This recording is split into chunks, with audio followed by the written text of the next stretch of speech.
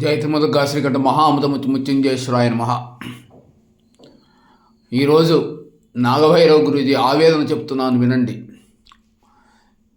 చిలుకూరి ప్రధానార్చకుల మీద నిస్వార్థంగా ఎంతో ఇది కదా గుడి అనేటట్లుగా చక్కగా శ్రీ కలియుగదైవమైనటువంటి వెంకటేశ్వర స్వామి వారి యొక్క శ్రీ కలియుగదైవమైనటువంటి శ్రీ వెంకటేశ్వర స్వామి వారి యొక్క సేవలో పునీతమైనటువంటి ఎంతోమందికి ఆయన మహిమలను ప్రకటింపజేసినటువంటి ఒక అర్చక స్వామి మీద ఒక దుర్మార్గుడు దుష్టదానవుడైనటువంటి వ్యక్తులందరూ సమూహంగా వచ్చి ఒంటరిని చేసి తొంటరులే ఆయనని బాధపెట్టి ఆయనని మానసిక క్లేశములకు గురి చేసినటువంటి వెధవలందరికీ ఒక హెచ్చరిక.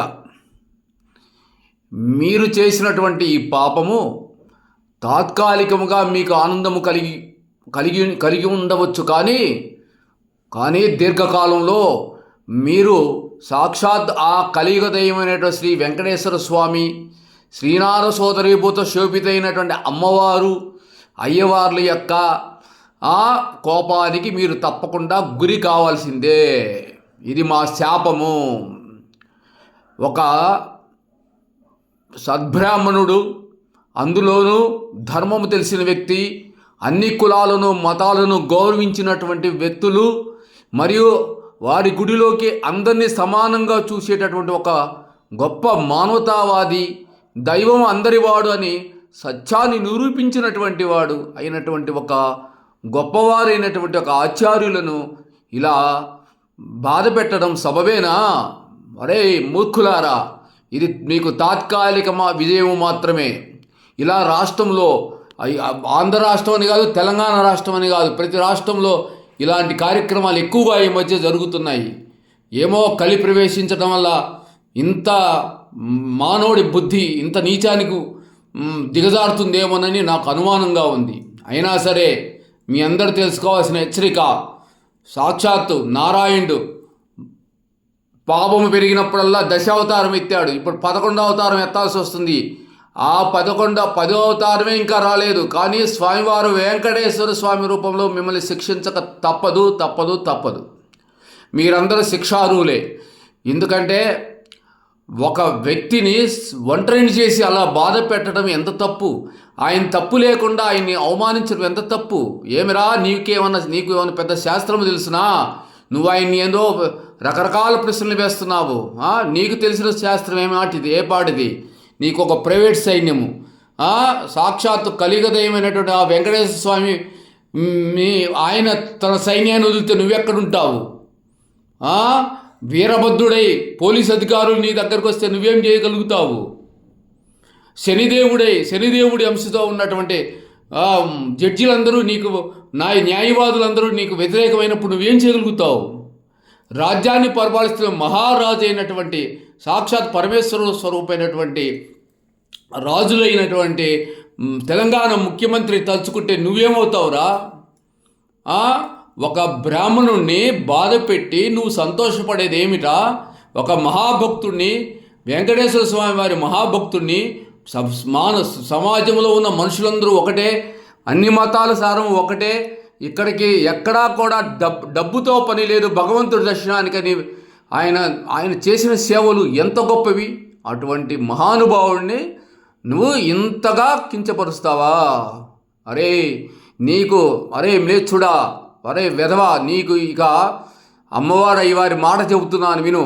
నువ్వు ఇప్పుడు తాత్కాలికంగా ఆయన బాధ పెట్టుండొచ్చు, కానీ నువ్వు జీవితం మొత్తం నీ వెంట నచ్చినటువంటి వారు, ఎవరైతే ఆ పని చేయించారో అందరూ భగవంతుడి వల్ల శిక్ష పొందకమానరు. నేను చెబుతున్నాను కదా, సాక్షాత్ రుద్రుడు వీరభద్రుడై పోలీస్ అధికారుల రూపంలో నిన్ను శిక్షించకమానరు. సాక్షాత్ శనిదేవుడు నీ యొక్క ధర్మానికి, న్యాయానికి ప్రతీకైనటువంటి శని భగవానుల వారు న్యాయవాదుల రూపంలో నిన్ను ఖచ్చితంగా శిక్షించకమానరు.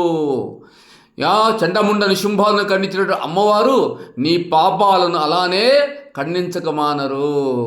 సాక్షాత్తు విష్ణుదేవుని యొక్క శంఖచక్ర గదారారు సుదర్శన చక్రం ఏ విధంగా అయితే దుష్టుల యొక్క శిరస్సులు తెంచివేసిందో అలానే నీలో ఉన్నటువంటి చెడ్డతనాన్ని అవి తెంచక మానవు. కాబట్టి మూర్ఖుడా, నువ్వు ఎవరైనా సరే నువ్వు ఇలాంటి దుర్మార్గమైనటువంటి పని చేసినందుకు నువ్వు ఎప్పటికైనా చింతించవలసినటువంటి పరిస్థితి నీకు వస్తుంది. ఎవరికైనా ఇదే హెచ్చరిక. ఏ రాష్ట్రంలో అయినా సరే ఇలాగా బాధ పెడితే, ఇలాంటి సంఘటనలు మళ్ళీ జరిగితే ఇక సమాజంలో ఉన్నటువంటి అఘోరాలు అఘోరాలు, సమస్తమైనటువంటి వైష్ణవులు, సమస్త శైవులు, శాక్తేయులు అందరూ కలిసి మిమ్మల్ని శిక్షించక మానరు. కాబట్టి ఇప్పటికైనా మాని ఆయనకి పాదాలు పట్టుకొని, ఆ గుడికి వెళ్ళి పాదాలు పట్టుకొని క్షమాపణ చెప్పి ఆయన పాదాలను మీ శిరస్సులతోటి తాకి ఆయన క్షమాపణ చెప్పండి. అప్పటికి మీకు మేలు జరుగుతాయి. లేదా మీ శిక్ష ఎంత భయంకరంగా ఉండంటే మీకు పడేది, అయ్యా రేవంత్ రెడ్డి గారు, తెలంగాణ ముఖ్యమంత్రి గారు, ఇది మీరు ఖచ్చితంగా మీరు తొందరగా దీని మీద ఒక మంచి నిర్ణయం తీసుకొని, అయ్యా ఈ పెద్ద ఐజీ గారు మీరు కూడా దీనికి నిర్ణయం తీసుకొని దీని మీద ఒక అద్భుతమైనటువంటి పరిశీలన చేయాల్సింది.